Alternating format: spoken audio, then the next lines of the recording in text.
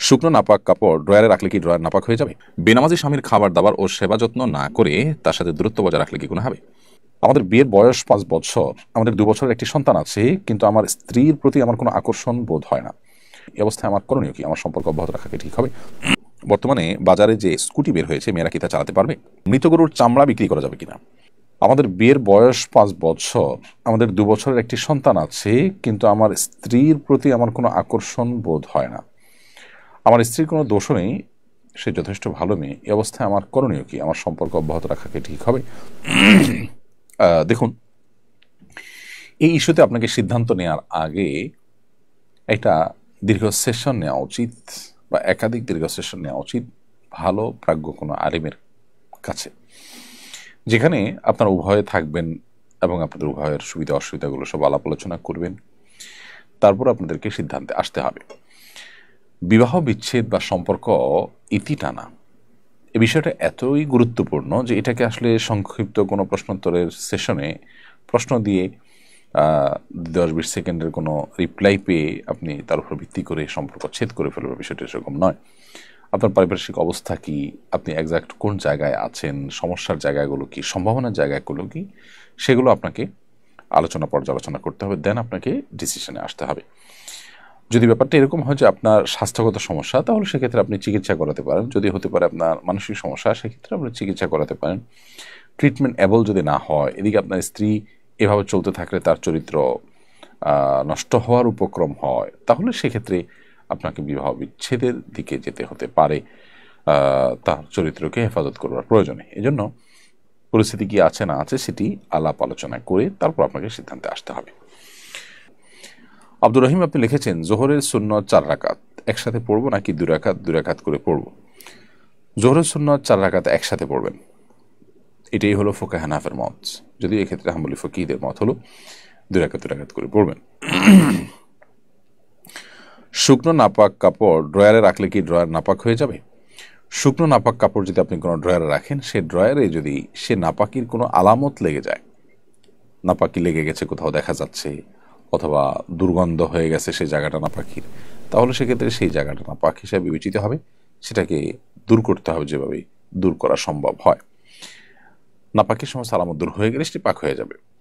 আর যদি সেখানে নাপাকের কোনো আলামত না থাকে, শুধুমাত্র নাপাক কাপড়টা আপনি রেখেছেন জাস্ট এই কারণেই পুরো ড্রয়ারটা নাপাক হয়ে গেছে বা সেখানে কোনো পাক কাপড় রাখা যাবে না, ব্যাপারটা কিন্তু তা নয়। এরপর রাহাতুল ইসলাম রোমা, আপনি লিখেছেন বর্তমানে বাজারে যে স্কুটি বের হয়েছে, মেয়েরা কি তা চালাতে পারবে? মেয়েরা যদি স্কুটি চালাতে যান এবং সেটি চালাতে গিয়ে যদি তাদের পর্দার খেলাফ না হয়, ধরুন প্রচণ্ড বাতাসে তারা যদি স্কুটি চালান এবং শরীরের বিভিন্ন অঙ্গ প্রত্যঙ্গ স্পষ্ট হয়ে আসে, তাহলে সেটি নাজায়েজ হবে। আর যদি সেরকম কিছু না হয়, তাদের ড্রেস আপটা যদি এমন হয় যে না তাদের প্রাইভেসি বা পর্দা মেনটেন করে তারা চালাতে পারছেন, তাহলে সেক্ষেত্রে সেটি তাদের জন্য হারাম হবে না। এবং সফরের দূরত্বে না গিয়ে ছোটোখাটো ট্রিপ যেগুলো ধারে কাছে থাকে, একান্ত প্রয়োজনীয় কাজ থাকে, সেগুলো তারা সারেন, তাহলে সেটি হারাম হয়ে যাবে না। এটি নির্ভর করে তাদের স্কুটি চালানোর সময় এবং পরিবেশ পরিস্থিতির উপরে। যদি পর্দার যে বিধিবিধান আছে সেগুলো নষ্ট না হয়, তিনি যেভাবে হাঁটছেন সেভাবে স্কুটি চালাচ্ছেন এবং স্কুটি চালাতে গিয়ে তার ড্রেস আপ কোনোভাবে পর্দার খেলাফের পর্যায়ে না যায়, শরীরের কোনো অঙ্গ প্রত্যঙ্গ ফুটে না ওঠে, তাহলে সেটি জায়েজ হবে।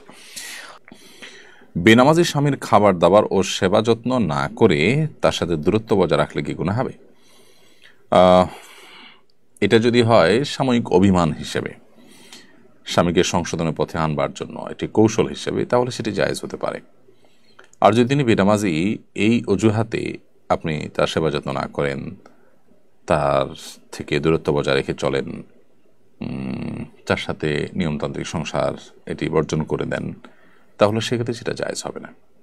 কারণ হলো, আপনি তার স্ত্রী হিসাবে তার অধীনে থাকলে অবশ্যই স্বামী হিসাবে তার যে প্রাপ্য অধিকারগুলো আছে সেগুলো আপনাকে আদায় করতে হবে।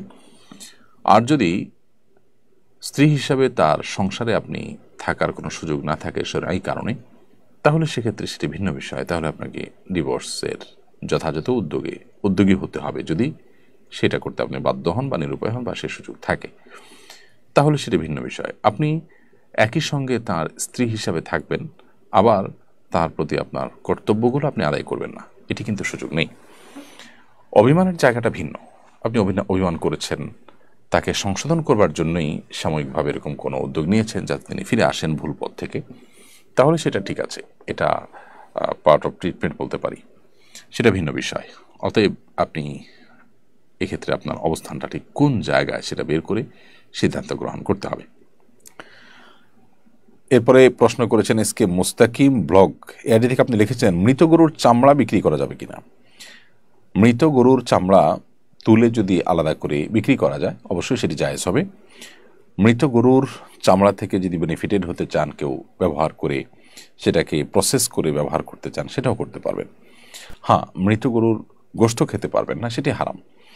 অতএব চামড়া বা অন্য কোনোভাবে সেটি থেকে যদি বেনিফিটেড হওয়ার সুযোগ থাকে সেটি কিন্তু নিষিদ্ধ বা হারাম নয়।